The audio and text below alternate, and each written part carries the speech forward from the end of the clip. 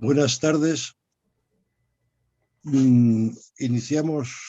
Empezamos un nuevo acto de cauce del Nalón y en él os tengo que presentar a Pilar García Cuetos para que ella, a su vez, haga lo mismo con su alumna Noelia Fernández García, autora de una tesis doctoral de título Reconquista del Valle del Nalón, Arquitectura y Propaganda Política bajo el régimen franquista, con la que ha obtenido el premio Juan Uría, que se concede a los trabajos de investigación sobre diferentes aspectos de la cultura asturiana. Pilar García Cuetos es catedrática del Departamento de Historia del Arte y Musicología de la Universidad de Oviedo y es especialista en patrimonio cultural. Ha publicado más de 100 trabajos científicos y, si las cuentas no me fallan, es autora de 6 libros y coautora de 3, y por los nombres que veo de los coautores, pues detecto que buena parte de ellos son compañeros de un proyecto de investigación competitivo que coordina y que se titula también Restauración Monumental y Desarrollismo en España 1959-1975, y es un proyecto francamente interesante que aporta mucho a la investigación en ciencias humanas, esa investigación muchas veces no tan considerada como la que se hace en otras especialidades como son la biología o la medicina, y bueno, aporta muchísimo a la investigación que en este sentido se hace en nuestra Universidad de Oviedo, y además la importancia del proyecto radica en que está siendo financiado por el Ministerio de Economía y Competitividad.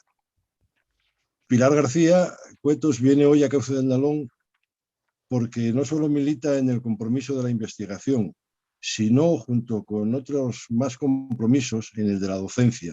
Y eso es muy de agradecer en los tiempos que corren, en estos tiempos tan complicados.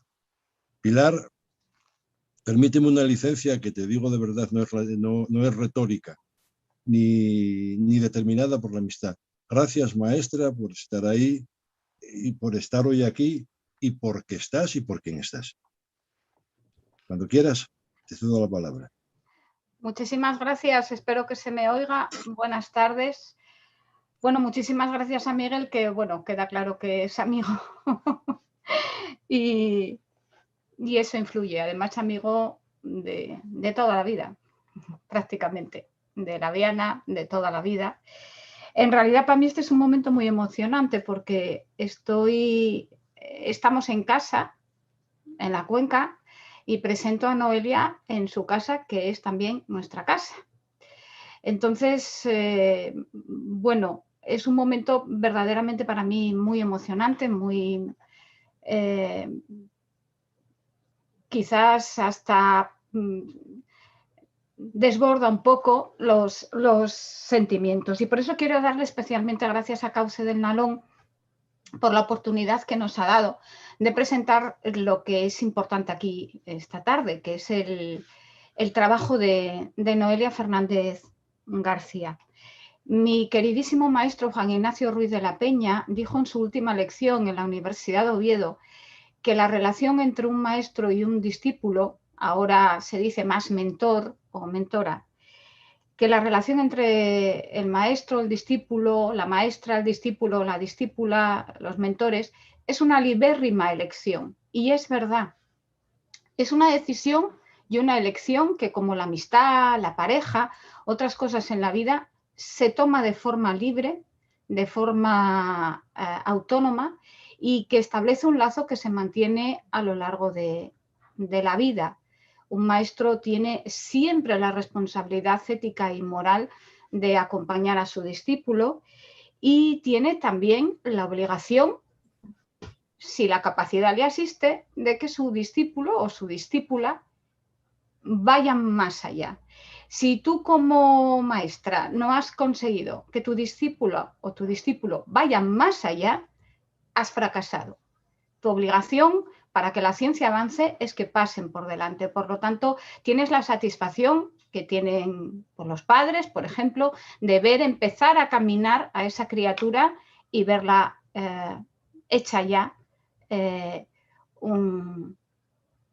digamos que un ente maduro independiente. Ese es el caso de Noelia, porque Noelia ya es doctora y por lo tanto es nuestra par, está como doctora es nuestra igual, la situación administrativa en la universidad es lo de menos.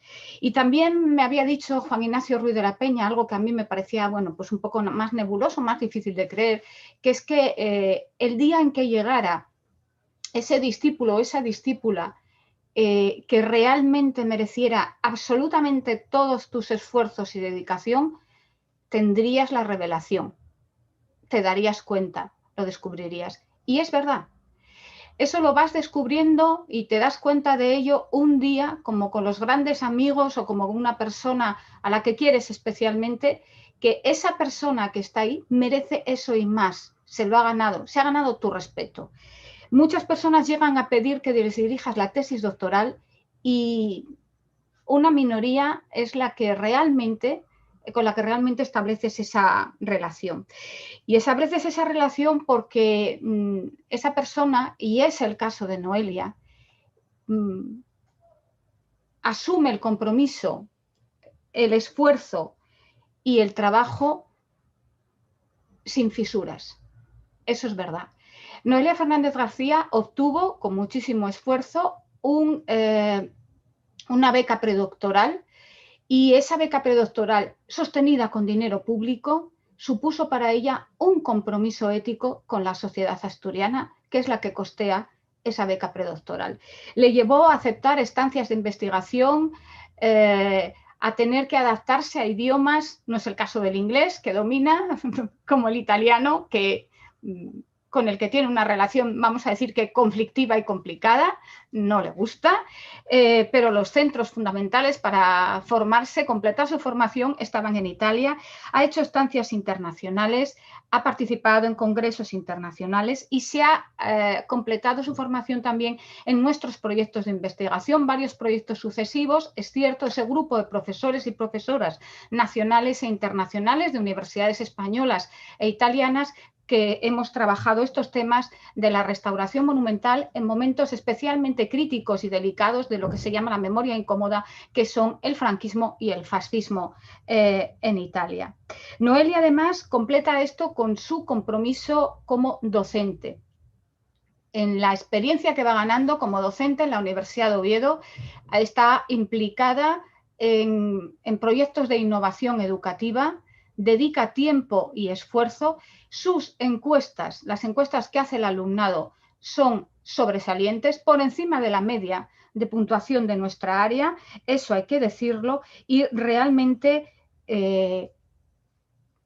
responde a la vocación no solo investigadora, sino también a la vocación docente.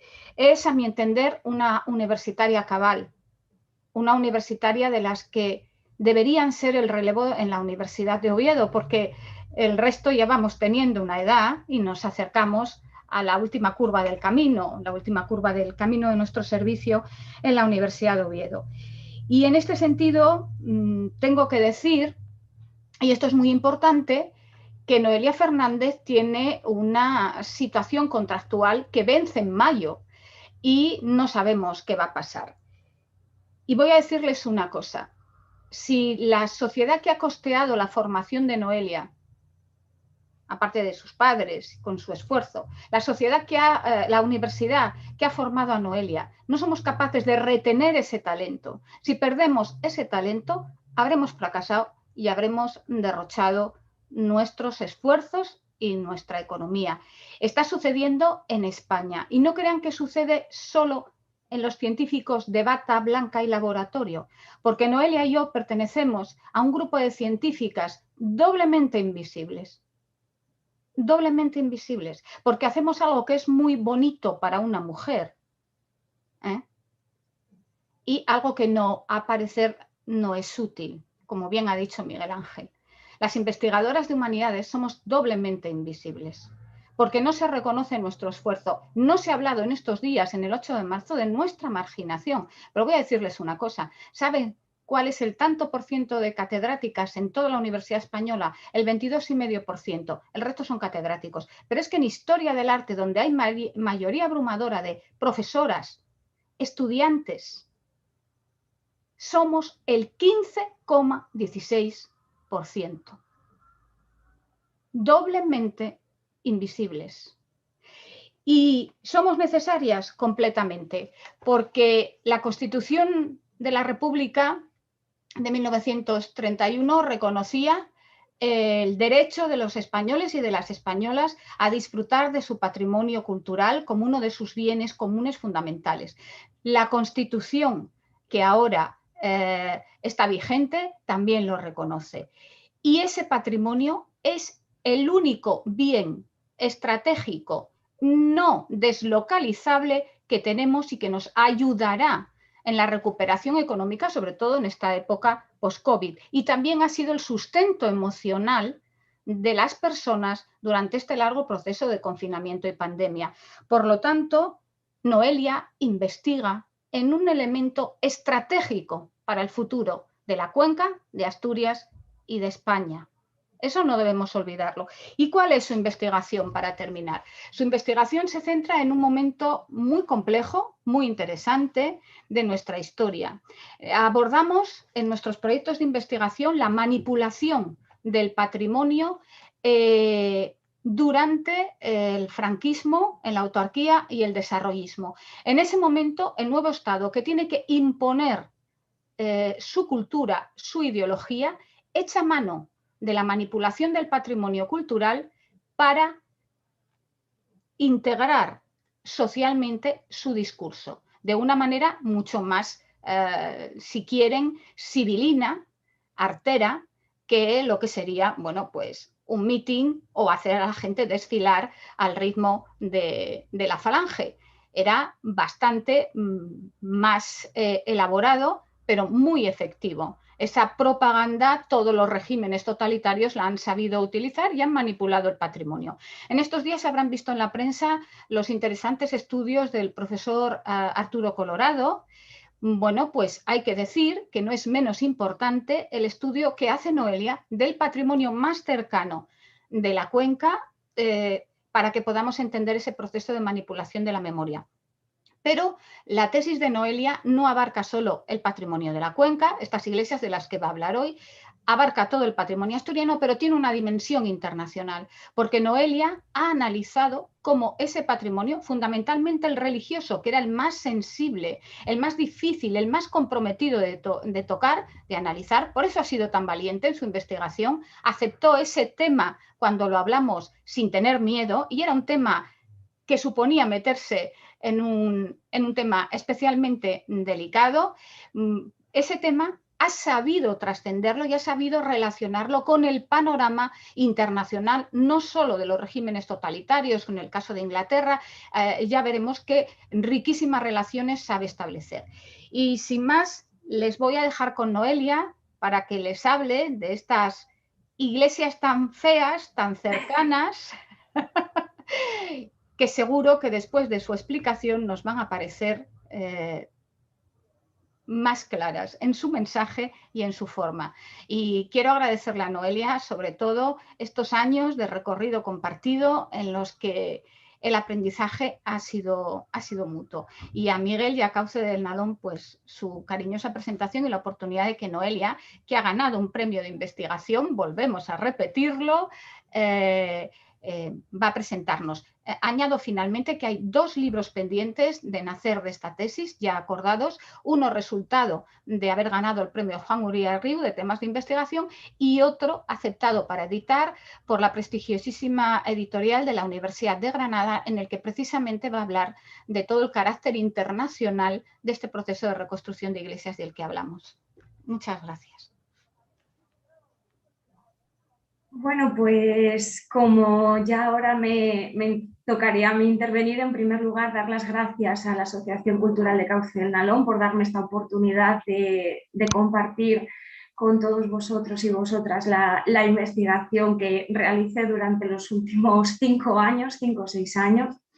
Y por supuesto también agradecer a Pilar todas y cada una de las palabras que que no dejan de significar para mí también, bueno, pues un hito muy importante, no solamente en mi trayectoria profesional, sino también en mi trayectoria personal, porque se puede hablar de María Pilar García Cuetos como catedrática de la Universidad de Oviedo, pero también como un referente en la investigación, en la docencia y un referente también vital como persona, no solamente como profesional. Entonces, ella sabe, y lo quiero decir también públicamente, que nunca me voy a cansar de agradecerle todo ese trabajo que ha realizado conmigo, todo ese apoyo durante estos últimos años, y en gran medida ella también es responsable de los resultados de esta investigación. Bien, voy a proceder a compartir.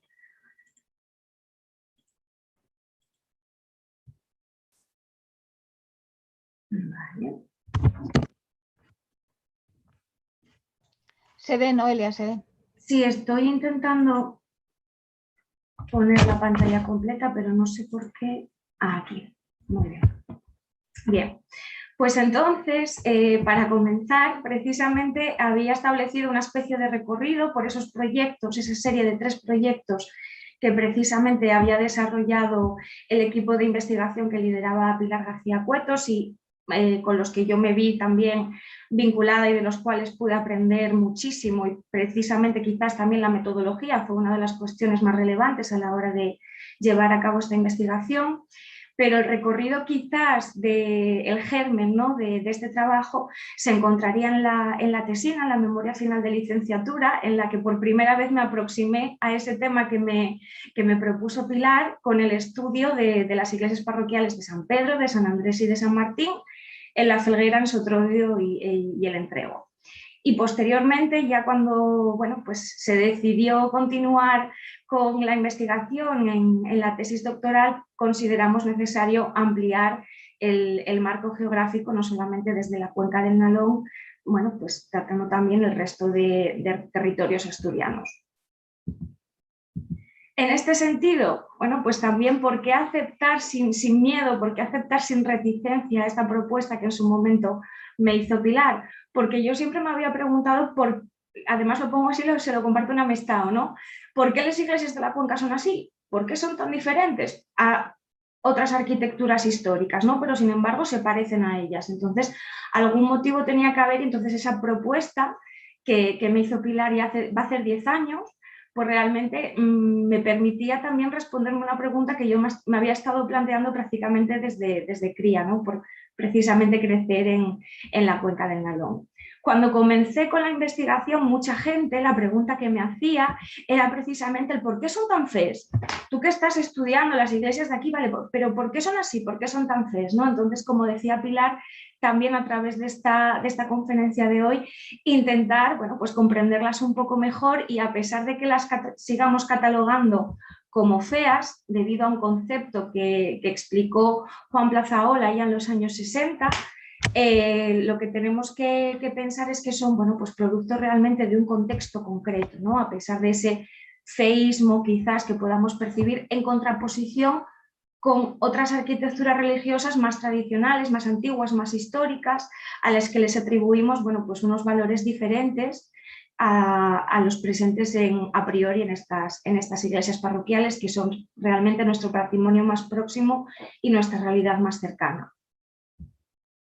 No sabía muy bien qué punto de partida establecer para esta conferencia, sin embargo me pareció que quizás esta fotografía, que precisamente se tomó en Riosa en 1935, podría servir, como digo, de base para comenzar con esta conferencia, ¿no?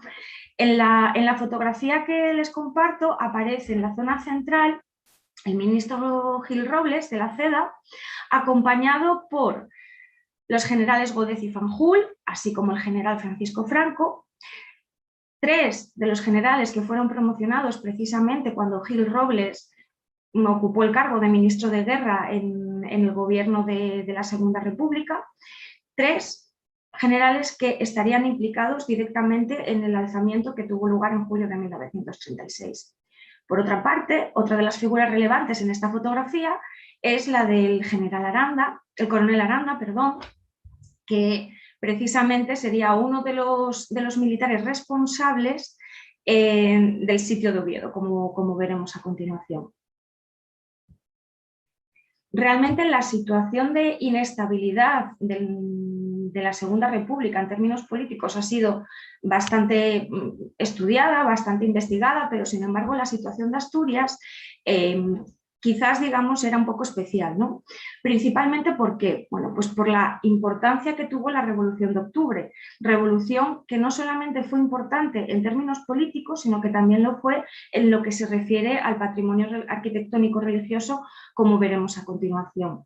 La Revolución de Octubre fue una de las cuestiones más tenidas en cuenta a la hora de llevar a cabo la campaña política en Asturias por parte del Frente Popular y además, bueno, pues también fue una de las cuestiones que, digamos, permanecían, por así decir, en el inconsciente de militares como pudiesen ser Francisco Franco o el general Godet, que mencioné con anterioridad, y varios de los agentes, digamos, que se vieron involucrados en el alzamiento, como decía antes, de julio de 1936. En este sentido, ¿por qué comento que cuestiones como la Revolución de Octubre, como las huelgas, el movimiento obrero en general, eran o permanecían, digamos, como una preocupación para los militares que posteriormente llevaron a cabo o participaron activamente en el alzamiento? Pues porque, como se puede observar en este texto que ven aquí en pantalla, que pertenece al discurso radiofónico llevado a cabo por Francisco Franco la tarde del 17 de julio de 1936, dentro de todos los argumentos que se esgrimían para precisamente llevar a cabo, participar en el alzamiento, se encontraban esas huelgas revolucionarias de todo orden que paralizaban la vida de la nación. Entonces, en este sentido, como comentaba, la importancia de esas manifestaciones, como pudiese ser la Revolución de Octubre, que fue una verdadera revolución en el caso de aquí de Asturias, y lo que trajeron como consecuencia en este sentido. Como pueden ver, la situación, el marco que se establecía en este momento era que España entera se levantaba pidiendo la paz, la fraternidad y la justicia, y que en todas las regiones, por tanto, el ejército, la marina y las fuerzas del orden público se levantaban para defender a la patria, en este sentido, ¿no? Entonces, de esta manera se pretendía también justificar, como comentaba, el alzamiento. En pantalla les comparto las imágenes de algunos de esos generales que se vieron involucrados en el alzamiento nacional de julio del 36. Dentro de ellos, aunque en ese momento no estuviese en España, jugaría un papel relevantísimo José Sanjurjo, quien iba a ser el que encabezase precisamente ese nuevo régimen político. Sin embargo, debido al accidente que sufrió cuando estaba retornando a España, sería finalmente Francisco Franco, tras la gesta del Alcázar de Toledo, el que ocuparía esa posición. En este sentido también, y como justificación del alzamiento, compartir estas palabras del general Emilio Mola, uno de los personajes quizás más conocidos dentro de todos este grupo de militares que participó, como decía, en el alzamiento, en las que dice: cuando los abusos del poder constituyen vejación y oprobio y llevan la nación a la ruina, la mansedumbre en el primer caso es vileza, en el segundo traición. Nosotros no queríamos la guerra, pero no la rehusábamos. Preferíamos todo antes que ver España sumida en la barbarie. Lo mismo deseaba y desea el pueblo entero. Como comentabas, una forma, digamos, ¿no?, de argumentar, de legitimar este alzamiento de julio del 36. En el caso de Asturias, y más concretamente centrándonos en la figura del coronel Aranda, Antonio Aranda, ¿qué fue lo que sucedió? Pues que en el momento en el que se dio aviso, se recibió la orden por parte del gobierno de la República de reaccionar al alzamiento, el coronel Aranda, pues debido también a su experiencia en la Revolución de Octubre, porque ya estaba aquí en Asturias, lo que decidió fue implementar una estrategia que tenía pensada, o sea, ya en previsión de que quizás podría suceder este alzamiento, había habido un conato el año anterior, pues ya tenía una estrategia planificada. Entonces decidió ponerla en marcha en el momento en el que recibió ese aviso. ¿En qué consistía esta estrategia? En concentrar a 8 compañías de la Guardia Civil que suponían un total de 1.440 efectivos para que se desplazasen a la capital de Asturias, a Oviedo, y pudiesen defenderla de manera que permaneciese en manos, en este caso, del bando alzado, del bando nacional. Entonces, de esta forma comenzó lo que se conoce como el sitio de Oviedo o el cerco de Oviedo. Sin embargo, a pesar de que la plaza del coronel Aranda se encontraría en la capital, también tenía planes para Gijón, también habían pensado en la ciudad de Gijón. Sin embargo, la situación no era exactamente la misma, porque tanto los colectivos políticos como sindicales gijoneses ya se habían comenzado a organizar, por lo tanto, resultó muchísimo más complicado que la ciudad cayese en manos del bando alzado directamente, ¿no? Sí que es verdad que Aranda trató en numerosas ocasiones, incluso después de haberse declarado el estado de guerra, desplazarse a Gijón para intentar precisamente que el bando alzado controlase la ciudad, pero precisamente las milicias que cercaban Oviedo, que estaban sitiando Oviedo, fueron las que hasta 1937 impidieron que la ciudad de Gijón fuese alcanzada en este sentido. La situación en la ciudad, en lo que se refiere al bando alzado, no era a priori o en un primer momento la deseada. De hecho, terminaron encerrándose, como bien se conoce, en los cuarteles de Simancas y el Coto, y realmente hasta que no fueron auxiliados no tuvieron una capacidad ofensiva en ese sentido importante. También en relación precisamente con lo que comentaba Pilar con anterioridad, esa forma de instrumentalizar el patrimonio, por ejemplo, la observamos muy claramente en el caso de Gijón con el cuartel de Simancas, el cuartel de los héroes de Simancas, esa significación que se le da al patrimonio y a los procesos de recuperación arquitectónica en este sentido, ¿no? Puesto que el cuartel fue intervenido. Aquí les comparto también un dibujo de esos milicianos que vigilaban el sitio de Oviedo y que fueron una parte activa en cuanto a impedir que el bando alzado alcanzase Gijón. Y sin embargo, bueno, pues a pesar de todos estos esfuerzos y a pesar de todas las batallas que tuvieron lugar aquí en territorio asturiano, el 21 de octubre de 1937, Francisco Martín Moreno, que era general jefe del Estado Mayor, llevaba a cabo este parte de guerra, ¿no? Precisamente tras la caída de Gijón, en el que, como pueden ver, ese sentimiento de victoria, ¿no? se manifestaba de forma muy explícita. El frente asturiano ha sido derrumbado por nuestras tropas. El enemigo, derrotado y abandonado por sus cabecillas, entrega sus armas a las columnas nacionales. En los frentes de Oviedo y de Nalón, en los de Villaviciosa e Infiesto, las fuerzas rojas se entregan a los vencedores. Columnas nacionales avanzaron de Pravia y el Escamplero sobre Avilés, al compás que otras lo han hecho de Oviedo y Villaviciosa sobre Gijón. Ambas ciudades en la tarde de hoy quedaron en poder del Ejército Nacional. El pueblo, en enorme manifestación, se lanzó a las calles con la bandera nacional. Con las armas nacionales entran la paz y la justicia. El Frente Norte ha desaparecido. Es, digamos, un parte de guerra, vamos a decir, muy, como decía, muy... A ver, perdón, ¿no? Porque me cuesta, digamos, verbalizarlo. Es esa presentación de la situación como, bueno, la guerra ya ha acabado, ¿no? El Frente Norte ha desaparecido. Entonces, en este sentido, vamos a comenzar con lo que sería, en el caso de Asturias, con la reconstrucción, ¿no? Con la recuperación del territorio asturiano. Cuando estamos hablando de reconstrucción de posguerra, obviamente, como también había comentado Pilar, estamos hablando en muchas ocasiones también de propaganda política. En este sentido, lo que tenemos que tener claro es que las bases ideológicas del franquismo bebían mucho del neoimperialismo. ¿Por qué? Porque lo que se pretendía, por una parte, era recuperar los ideales y los valores que se identificaban en las etapas consideradas más ejemplarizantes dentro de la historia de España. En este sentido, bueno, pues profundizaré a continuación. Y por otra parte, también precisamente hablamos de neoimperialismo porque al identificarse el franquismo con esas etapas gloriosas de la historia de España, lo que pretendía también era devolver ese esplendor al país a través de sus nuevas, el régimen y las nuevas políticas a él vinculadas. Sin embargo, claro, si estamos hablando de una situación de reconstrucción, tenemos que tener en cuenta que en el caso de España se llevó a cabo, por un lado, una reconstrucción material y, por otro lado, una reconstrucción moral.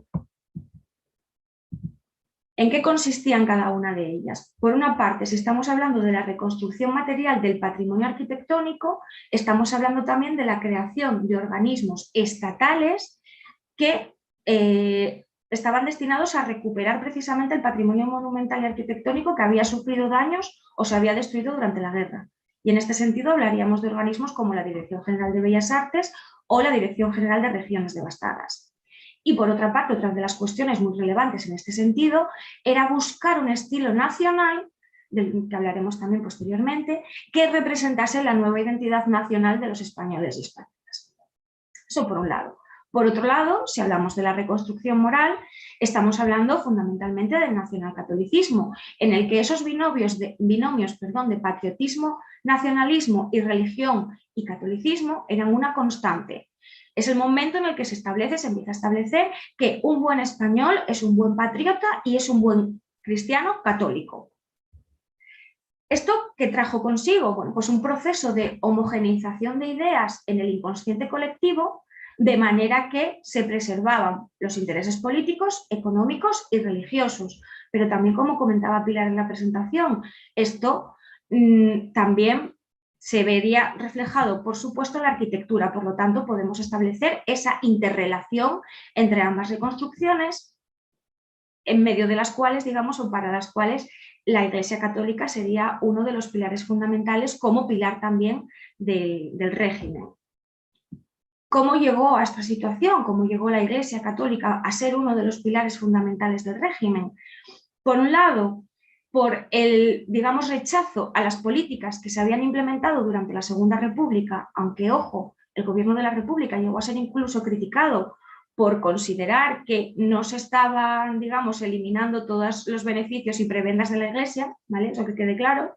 Pero bueno, de cualquier manera, la institución en cierta medida se sentía atacada y, por lo tanto, identificaron la guerra civil con una cruzada que pretendía defender precisamente al catolicismo y a la Iglesia dentro del país. En este sentido, compartir con ustedes, por un lado, las palabras de Enrique Plaidenniel, obispo de Salamanca, cuyas cartas pastorales son muy significativas a este respecto, puesto que, como pueden ver ahí resaltado en pantalla, ¿no?, identificaba estas acciones no tanto como políticas, sino como religiosas y católicas. O sea, la guerra era una acción religiosa y católica, no tanto política.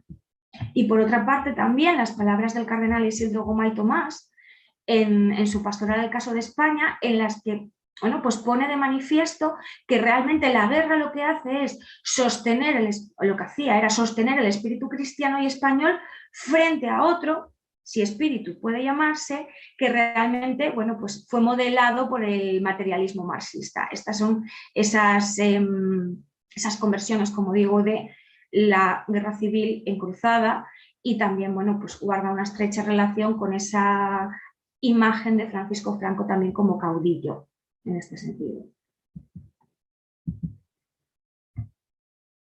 ¿Cómo, en este sentido, el Estado favoreció la recuperación del patrimonio arquitectónico religioso? Antes había hablado de la Dirección General de Regiones Devastadas como uno de esos organismos que se creó primero como servicio en 1938 y posteriormente en 1939 como Dirección General, pero es que en 1941 se creó un nuevo organismo dependiente de esta Dirección General, que era la Junta Nacional para la Reconstrucción de Templos Parroquiales, cuya finalidad era subvencionar las obras de restauración, reconstrucción o construcción de nueva planta de iglesias parroquiales en España. En este sentido, esta creación de este organismo se justifica precisamente por el sentido católico que se le había ido otorgando al movimiento nacional. Entonces, el régimen se muestra de esta manera preocupado por la reconstrucción de aquellos templos que habían sido dañados por la revolución marxista, ¿vale? En ocasiones se llega a hablar incluso de hordas marxistas, y por otra parte también como consecuencia de la guerra de liberación, ¿no? Como consecuencia de la guerra civil provocada por el alzamiento. Sin embargo, claro, ¿qué es lo que sucede? Como decía antes, dentro de este panorama de reconstrucción, lo que se hace es buscar un nuevo estilo, un estilo nacional, o es lo que se pretende, ¿vale? Buscar un estilo nacional que represente la identidad nacional de los españoles y españolas y, por lo tanto, como dice o como manifestaba Víctor Dors, a una nueva política, una nueva arquitectura. Por lo tanto, se comienzan a establecer, bueno, ciertas directrices sobre cómo reconstruir, cómo llevar a cabo el proceso de reconstrucción. En este sentido, en primer lugar, nos vamos a encontrar con un desprecio a la arquitectura moderna. Si bien es verdad que en ciertas ocasiones nos encontramos con estructuras modernas y cascarones historicistas, a priori la arquitectura moderna, la modernidad se asociaba con la Segunda República y por lo tanto se asociaba con la Unión Soviética y con la decadencia del arte. Entonces, en este sentido, como decía, a priori se dejaba a un lado la arquitectura moderna.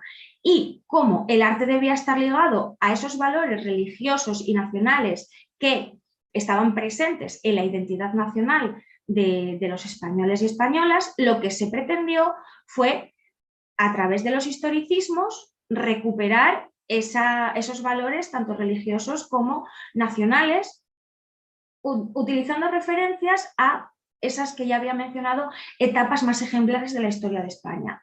¿Con qué etapas en concreto podemos identificarlas? Por un lado, con la Reconquista, con los Reyes Católicos, con Carlos V y con Felipe II.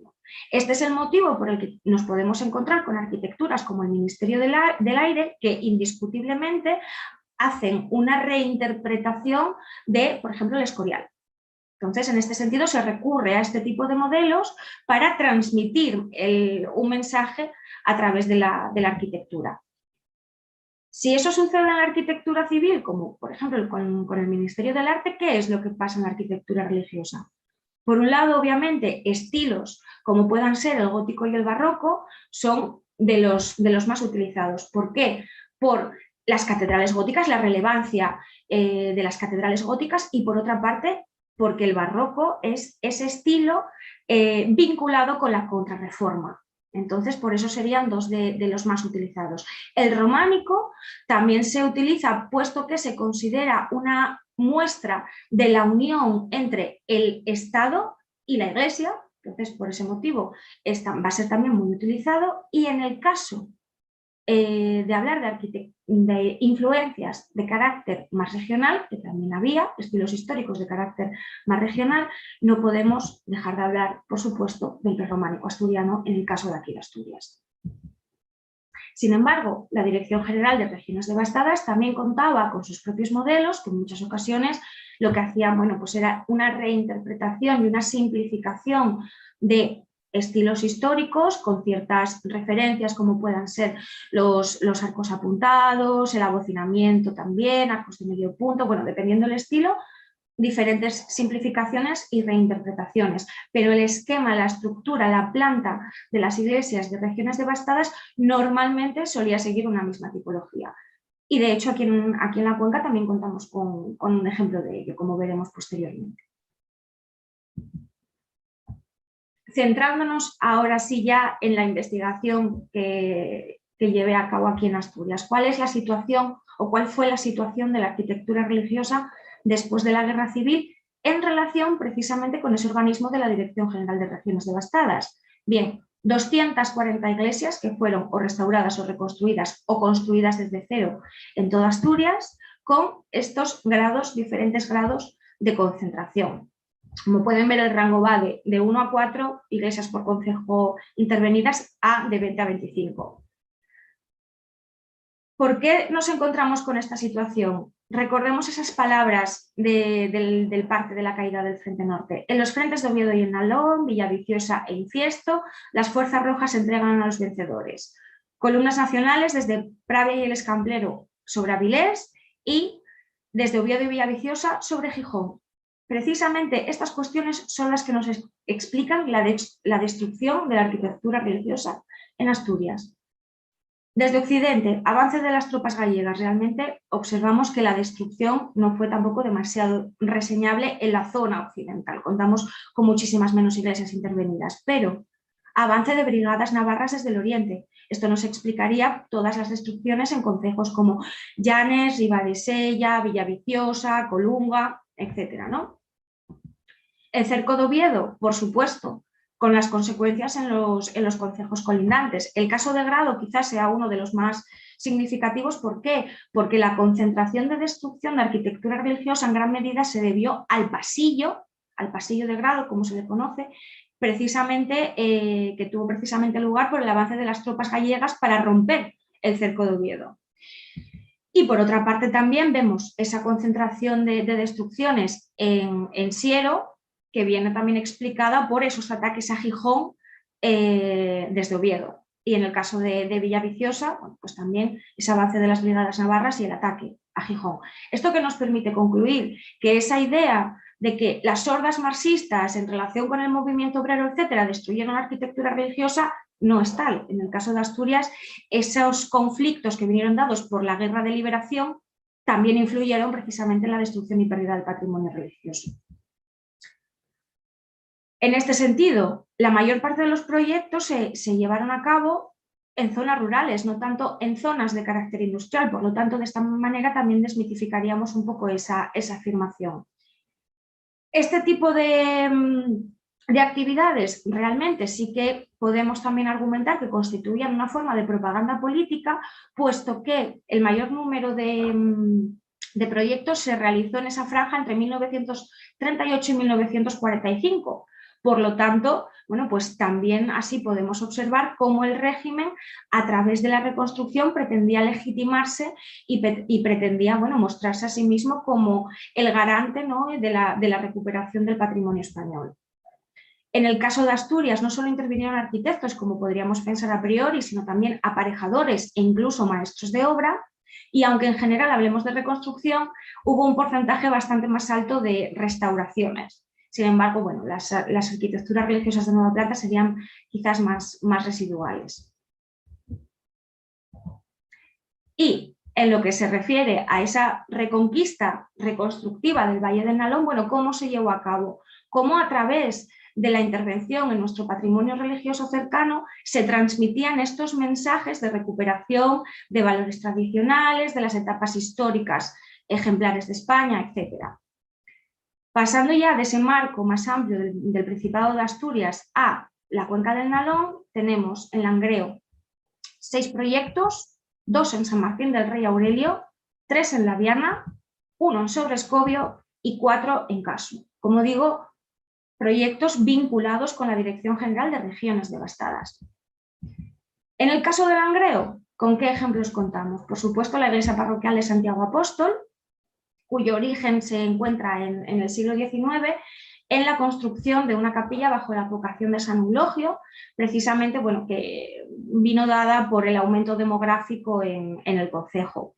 Años después, Antonio María Dorado, como alcalde de Langreo, tuvo varias iniciativas para modernizar la villa, y dentro de ellas pues estarían la constitución de parroquia independiente de Ciaño, la construcción de un templo y la urbanización de la zona. Para construir este templo, el proyecto se le encargó a Luis Miguel Bellido y González, que era arquitecto diocesano, y que en gran medida también, bueno, pues se sirvió de modelos establecidos como puede ser el de la Basílica de Covadonga, para la creación de esta iglesia parroquial. Sin embargo, la iglesia sufrió daños en la Revolución de Octubre. Como decía al comienzo, la Revolución de Octubre también tuvo sus consecuencias en el patrimonio arquitectónico religioso y definitivamente se destruyó durante la Guerra Civil. Francisco Somolinos fue el arquitecto que la recuperó. ¿Y cómo la recuperó? Pues en estilo neogótico. ¿Por qué? Puesto que por una parte esa era la imagen que tenía la feligresía de la iglesia anterior, y por otra parte, y en este sentido, bueno, pues ilustrándonos también las palabras de Valentín Gorostiaga, también porque el gótico era una de esas arquitecturas, o era uno de esos estilos, perdón, que, bueno, pues nos permitía expresar el mundo espiritual y el orden suprasensible, ¿no? Entonces, por esos dos motivos fue este el estilo escogido. Realmente, ¿cómo se materializaron estas elecciones? Pues por un lado, como comentaba, teniendo presente la imagen previa de la iglesia y por otro lado también acudiendo a modelos de la región, algo que también se propugnaba desde regiones devastadas. Y en este sentido, por eso también podemos observar la influencia de la Catedral de Oviedo en la iglesia de Santiago Apóstol de Sama. Importante también, no solamente la arquitectura en sí misma, sino bueno, pues otros elementos que se vinculan a ella, como puedan ser las vidrieras del ábside y, por supuesto, también el retablo, del cual es muy destacable la presencia de esa escena del apóstol Santiago, de Santiago Matamoros, que durante este momento se puso muy en relación con Santiago Matarrojos. Entonces, también esa forma de transmitir ese mensaje, en este caso a través del retablo. No pensemos que no hubo dificultades a pesar de que existiesen organismos como la Junta Nacional para la Reconstrucción de Templos, sí que los hubo. En el caso de la iglesia de Sama de Langreo hubo subvención, pero sin embargo también se necesitaron diferentes contribuciones y donaciones en las que participaron la feligresía.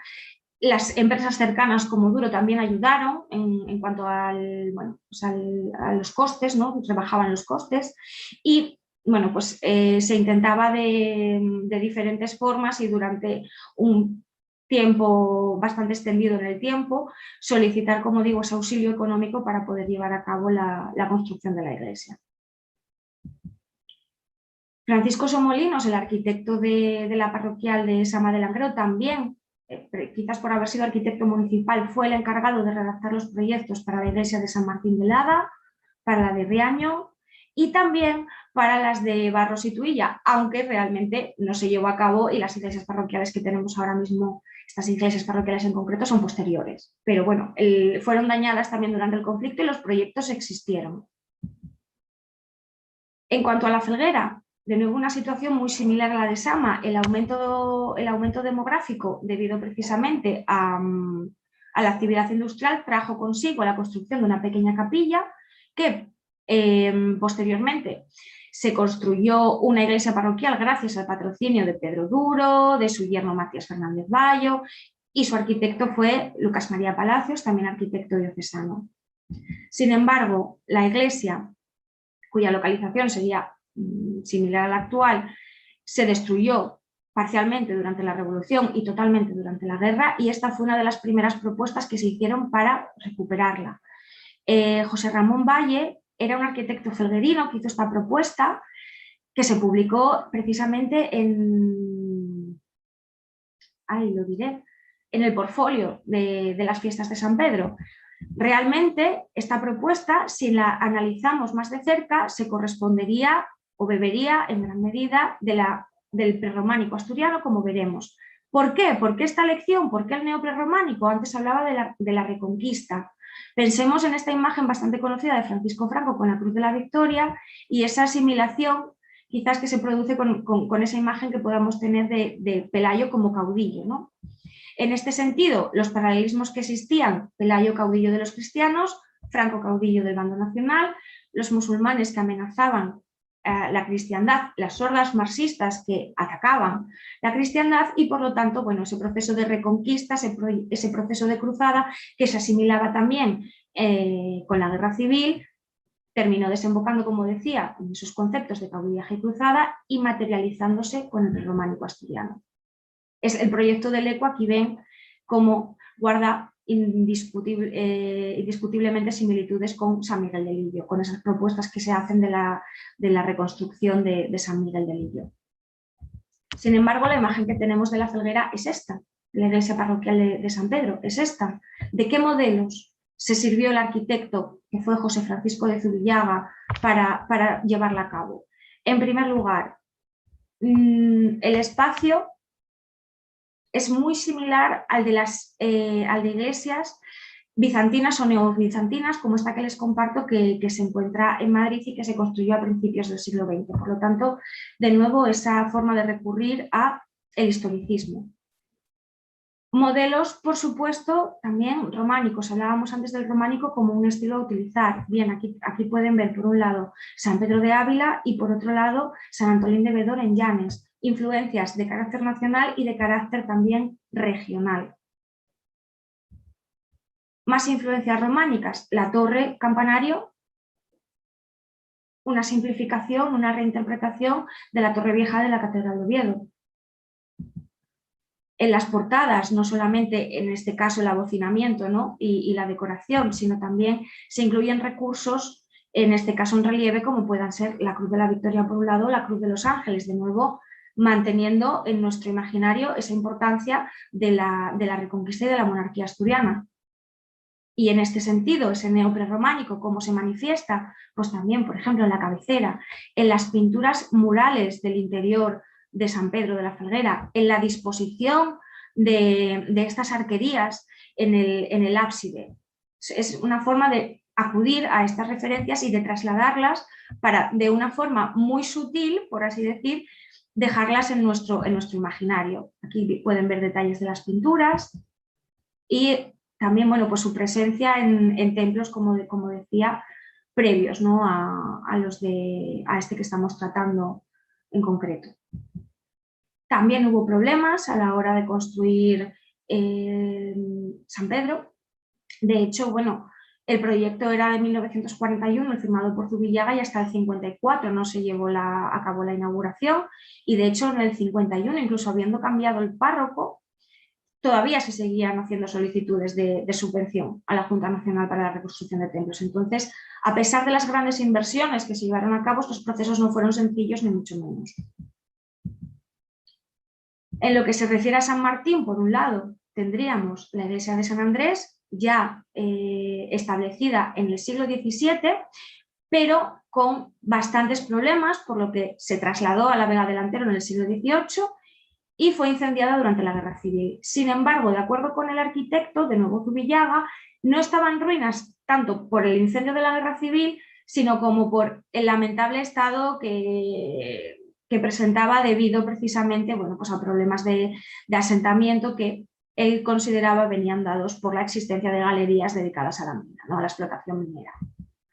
De cualquier manera, en el 45 se decidió cambiar el emplazamiento, puesto que se contaba con una nueva localización gracias a María Fernández Mestral de Velasco. La Junta Parroquial ya contaba con dinero, con 1.200.000 pesetas de aquella, y 4 años después se les concedió una subvención de 1.500 pesetas por parte de la Junta Nacional para la Reconstrucción de Templos Parroquiales, por lo que se pudo construir quizás sin tantos incidentes como en los casos anteriores. En cuanto a sus referencias, recordemos que es el mismo arquitecto de la Flotera, del caso de la Flotera. Por supuesto, el prerrománico asturiano de nuevo y románico. En este caso, esta torre es de San Esteban de Segovia y bueno, pues podemos ver cómo en altura guarda esas similitudes con esos 2 vanos que luego se terminan convirtiendo en 3. En cuanto al cimborrio, de nuevo, referencias al románico por toda España, que se recogen, se simplifican y se ponen de manifiesto en el cimborrio de San Andrés. Y no solamente en lo que se refiere a elementos arquitectónicos, sino también en la ornamentación, en este caso escultórica, como podemos ver en los pilares en los capiteles de la portada, no deja de haber también, bueno, pues cierta referencia a las formas que estaban presentes en el románico, como pueda ser en los capiteles del monasterio de Silos. De nuevo encontramos pinturas murales, también, bueno, pues muy relacionadas con las presentes en la Felguera que llevó a cabo Magín Berenguer, y también, bueno, pues esculturas como en este caso los evangelistas que se encuentran en la zona del ábside. En cuanto a San Martín, en Sotrondio, no existía una iglesia parroquial tal cual, se asistía al culto precisamente a la localidad de San Martín, sufrió daños, por lo tanto el culto se trasladó curiosamente a la que se conocía como Casa del Diablo, hasta que se llevó a cabo la construcción de la parroquial de San Martín de Sotrondio. Realmente esta es la imagen que conocemos, pero esta iba a ser su imagen en origen, muy diferente, bebiendo de nuevo directamente de modelos prerrománicos y de modelos románicos, pero sin embargo se tuvo que cambiar sobre la marcha. No contamos con documentación que nos explique el motivo, creemos que básicamente se debió a cuestiones económicas, puesto que el presupuesto como pueden ver, era superior a las 400.000 pesetas, les correspondía una subvención bastante inferior y esto, bueno, pues trajo consigo que se detuviesen las obras hasta 1951. Gracias a una subvención de otro organismo, en este caso la Junta Nacional del Paro, se pudo continuar con la construcción, que fue al final mucho más sencilla, mucho más simplificada, y esto también trajo consigo, bueno, pues como pueden observar, que el presupuesto final fuese bastante inferior al planteado en un primer momento. Sin embargo, la imagen que tenemos a día de hoy de la iglesia parroquial de San Martín de Soutrondio tampoco se corresponde con la imagen original, puesto que, como pueden observar, en la planta de la izquierda el pórtico era muchísimo más amplio y se decidió cerrar en una intervención del 83, básicamente para ganar espacios a la hora, bueno, pues de llevar a cabo no solo la vida religiosa, el culto, sino, bueno, pues también la vida dentro de la parroquia, ¿no? Sin embargo, esa no fue la única intervención que se llevó a cabo, ni muchísimo menos. Esta es la imagen actual del ábside, pero en origen esta era la imagen del ábside con el altar y las pinturas, exactamente igual que en el caso de San Andrés y exactamente igual que en el caso de San Pedro, porque el arquitecto fue el mismo, también fue José Francisco de Zubillaga, y en este sentido hay esa continuidad.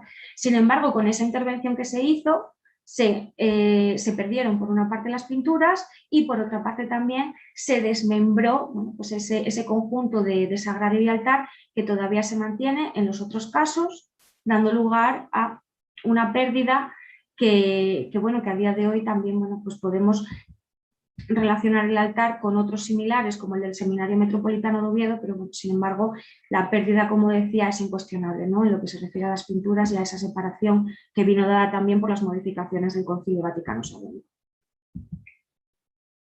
En el caso de la Viana, 3 iglesias que fueron intervenidas, como la de Tiraña y la del Condado, que es una de las más conocidas en cuanto a su destrucción, pero para mi sorpresa, una que se desconocía que se había dañado y destruido parcialmente durante la Guerra Civil fue la de San Nicolás de Villoria, con, bueno, pues toda su relevancia como arquitectura religiosa desde el románico aquí en el Valle del Nalón, ¿no?, y con esa intervención posterior que se hizo para su ampliación.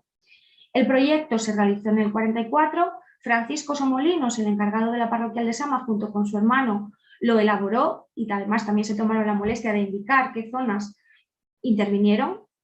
Como comentaba, se incendió la iglesia de San Nicolás, estuvo 8 años básicamente a la intemperie, puesto que, como se puede observar en las planimetrías, las techumbres se destruyeron y, bueno, pues fueron los hermanos Somolinos los encargados de recuperarla a través de su restauración.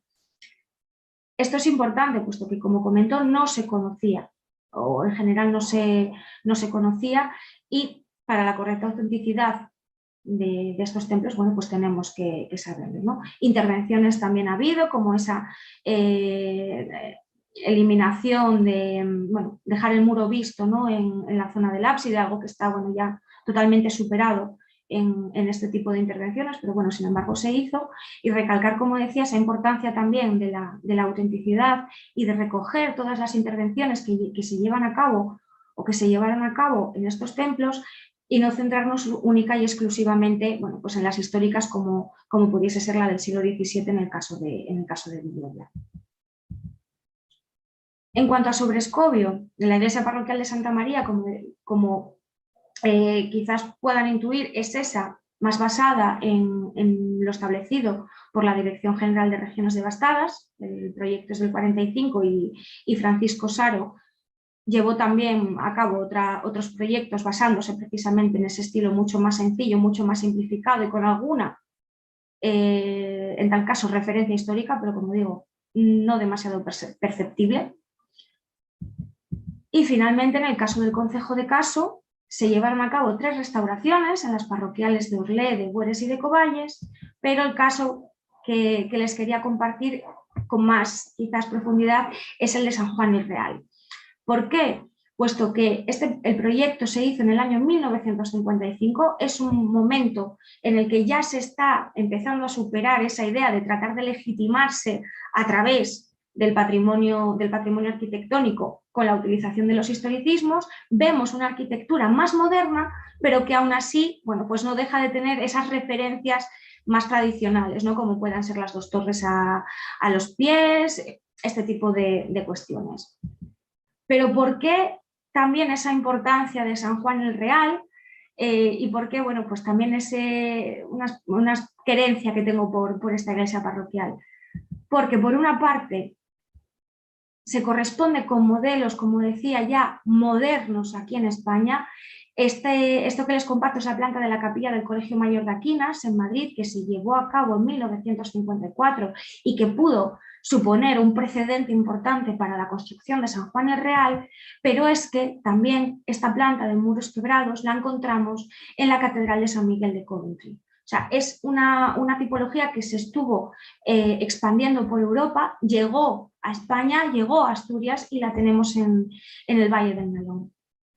Ya ven también, bueno, pues lo que se busca con este tipo de muro quebrado, de focalizar, de dirigir la luz en el interior del templo, pero en el caso también de San Juan, destacar el mobiliario, que también cuenta con referencias muy interesantes a diferentes estilos artísticos. Este sería el interior que se correspondería tanto con la Catedral de Coventry como con la Capilla de Aquinas, pero bueno, como les decía, en el caso de la iglesia de San Juan el Real, bueno, pues el interior quizás no es tan moderno y tan vistoso, bueno, pues porque también había que adaptarse a unos condicionantes económicos importantes. Y esta iglesia de San Juan el Real, que Francisco de Saro Posada proyectó para Campo de Caso, también tuvo su posterior influencia en otras arquitecturas religiosas aquí en Asturias, como pueda ser la de la iglesia de Santa Bárbara para el orfanato minero asturiano. Aquí, tras la experiencia de Saro en Campo de Caso, se llevó a cabo un proyecto para una iglesia que de nuevo utilizaba los muros quebrados, pero que además, bueno, pues también nos recuerda a la iglesia de San Juan el Real por esa presencia, ¿no?, de este calvario a través de estas cruces, que también se encuentra en San Juan el Real sobre el acceso a la iglesia parroquial. Entonces, para no extenderme más, simplemente concluir que realmente este estudio, esta investigación, centrándonos en los historicismos, en las reconstrucciones, en las construcciones de nueva planta, lo que supone es una revisión de la historiografía, es decir, de todo lo que se ha venido diciendo hasta ahora, porque teníamos la intención de que estos templos tuviesen cabida dentro de la historiografía, son producto de su contexto y no tanto del agotamiento de ideas de los arquitectos. No es que no supiesen cómo construir, es que construían así para transmitir un mensaje que llevaba implícitas muchas otras cuestiones. También, precisamente al analizar este tipo de arquitecturas, vemos cómo por una parte se instrumentalizó la arquitectura religiosa para transmitir un mensaje concreto, como decía, en un contexto político y social concreto, donde el régimen se legitimaba a través de la propaganda.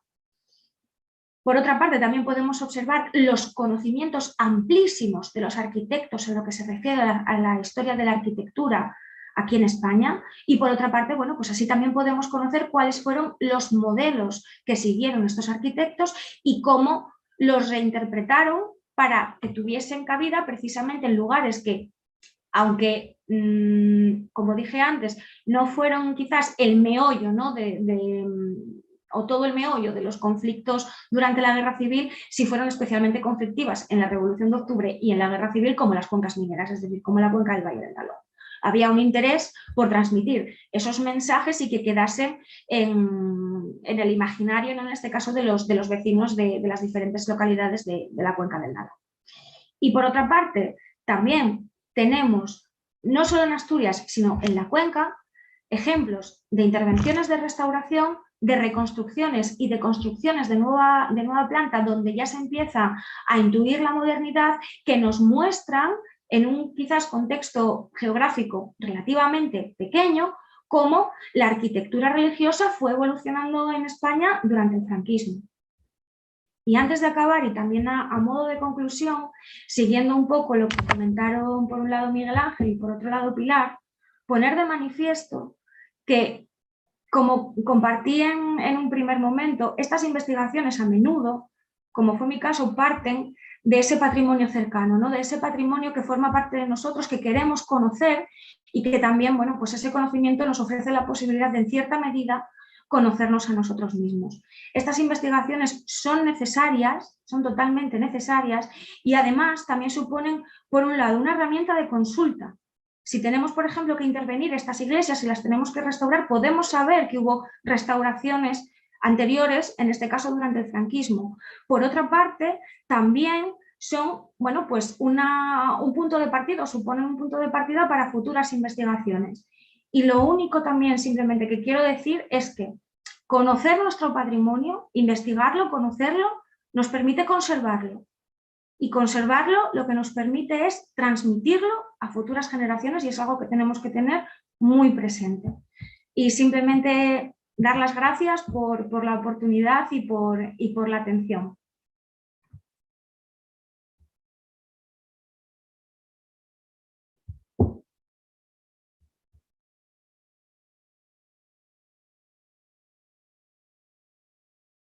No sé. Ya estoy en...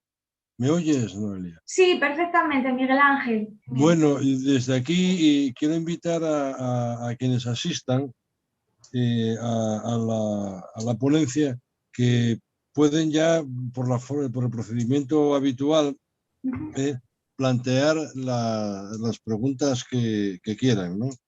Tengo ya también Kiko, el presidente de Cauce, que dice: no tengo ninguna pregunta, pero quisiera dar mi enhorabuena a los presentadores Miguel Ángel y Pilar, y a Noelia, y de Pilar, su alumna y hoy profesora de la Universidad Noelia.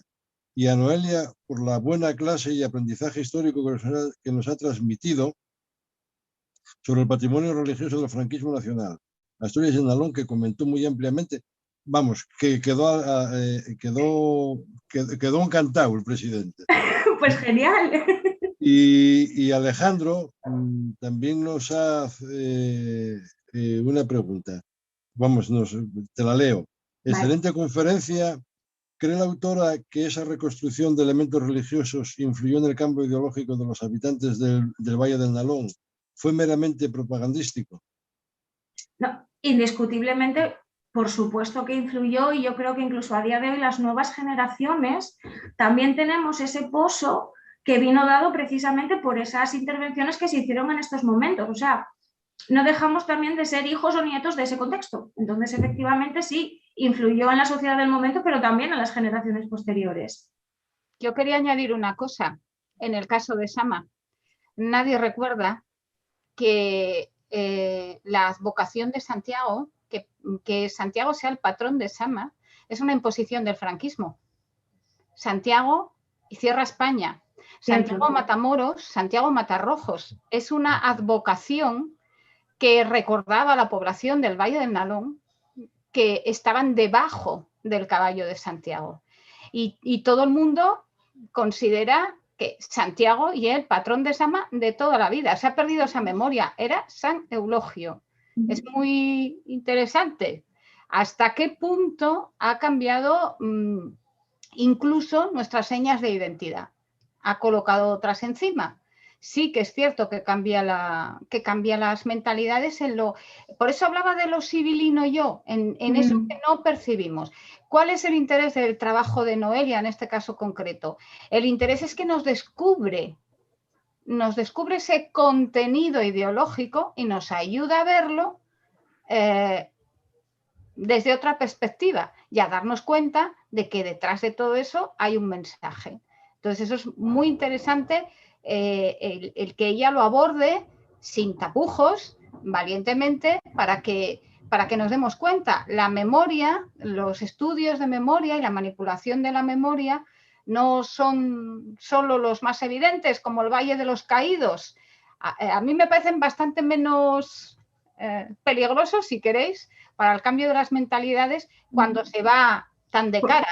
Porque son menos civilinos, como tú dices, claro. Ahí se va de cara, no se engaña, pero el caso de Sama o el caso de Covadonga, que no viene a cuenta ahora, pero nosotros pensamos que Covadonga fue siempre así. Covadonga es nacional católica, está manipulada completamente. O sea que nuestra mentalidad, nuestros recuerdos y nuestras señas de identidad fueron manipuladas por el franquismo, manipulando una iglesia. Lo ha explicado muy bien Noelia. No, una pregunta que te van a hacer en directo. Porque, no sé si es una pregunta o una reflexión. ¿Cómo empezó Noelia, ¿no? Diciendo, es que todo el mundo dice, estas iglesias que tenemos, qué fe son, este arte que tenemos, qué fe son.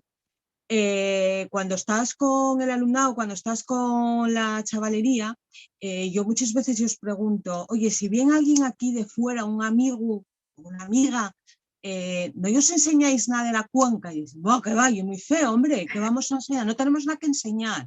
Nada.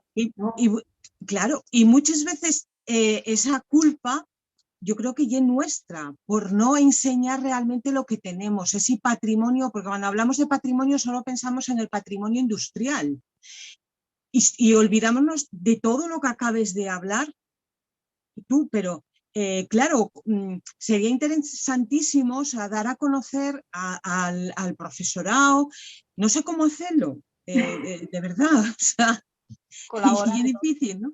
Pero yo ahora mismo que estaba planteando una cosa con mi alumnado del románico asturiano, voy a cambiar la visión.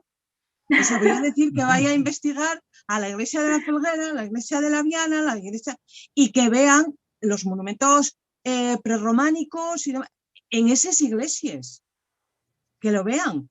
Pero claro, no, si no te llego a ver, pues no se me hubiese ocurrido cambiar esa idea. Por eso te digo que sería fundamental dar a conocer este trabajo. Sé que Noelia tiene muchas ideas, y son ideas que yo creo que deberán ponerse en marcha porque son muy importantes. No sé si quiere contarlas ahora o es mejor esperar, pero es evidente que ahí hay que trabajar, Marta. Y bueno, ya sabemos que tú ves crecer la hierba pedagógicamente y hay mucho trabajo que hacer ahí porque realmente el patrimonio solo es patrimonio si lo valoran, lo has explicado Claro. muy bien, si lo valora la comunidad que lo tiene. No sé si Noelia quiere contar alguna de las cosas que se le ocurre o prefiere dejarlas para otro momento. Es que no quiero agafar nada. Hemos hablado de esto.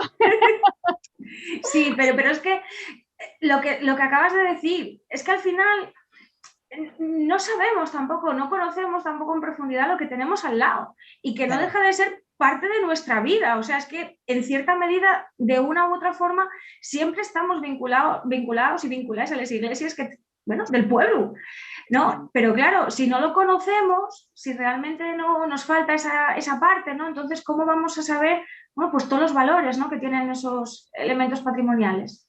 Vaya. Entonces, pues yo encantadísima de lo que acabas de decir, me parece una iniciativa guapísima. Noelia, pregúntame también, Alejandro, que si la iglesia de Ciaño no se vio afectada. La iglesia de Ciaño no aparece dentro del Fondo de Regiones Devastadas. No hubo ningún proyecto que se hiciese para la iglesia de Ciaño. Habría que buscar, bueno, pues otras opciones, vaya, otras posibilidades de intervención. Yo no lo sé. ¿Tú, Pilar? Pero tiene una reconstrucción que claramente está copiando elementos del prerrománico asturiano, ya sabrá que estaba Alejandro, la casa parroquial, todo eso, los medallones de Santa María de Naranco, todo eso.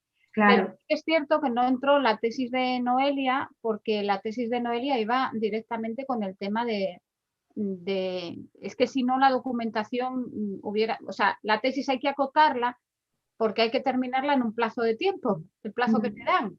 Entonces, y cada vez es más corto el plazo que dan. Sí, entonces, pero lo habíamos hablado también, no solo tanto por la de Ciaño, sino también por la de Blimea, porque la de Blimea sí que nos parecía, bueno, pues que encajaba también un poco en la forma de proceder, como por ejemplo, como sucedió en el Sotrondio, pero sin embargo el proyecto no estaba en el Fondo de Regiones Devastadas.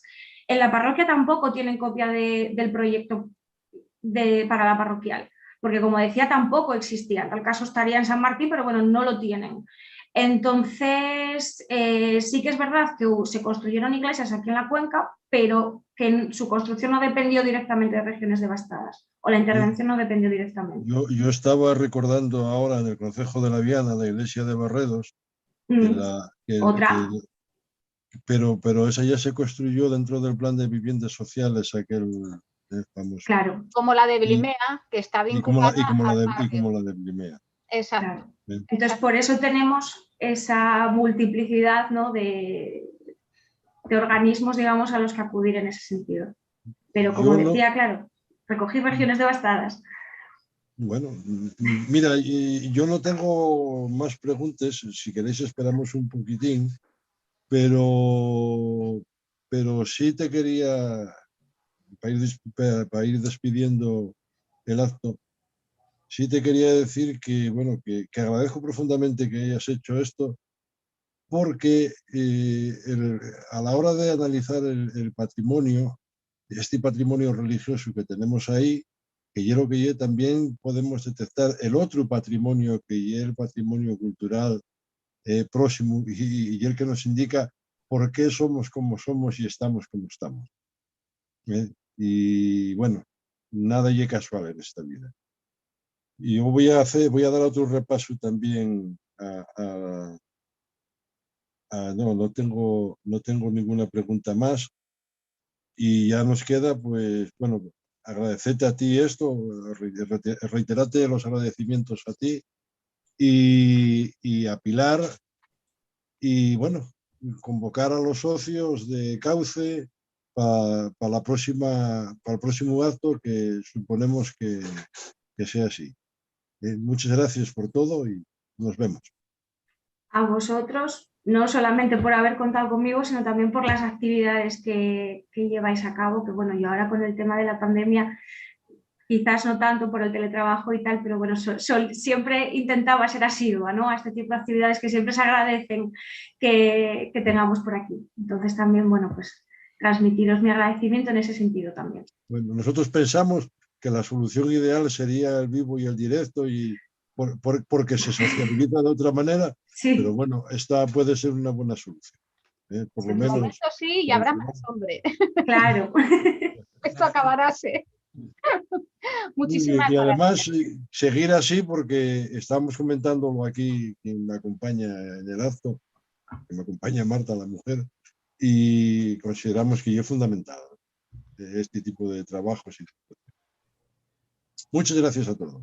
Gracias a ti, Miguel, gracias a Cauce. A los asistentes, a todo el mundo. Sí.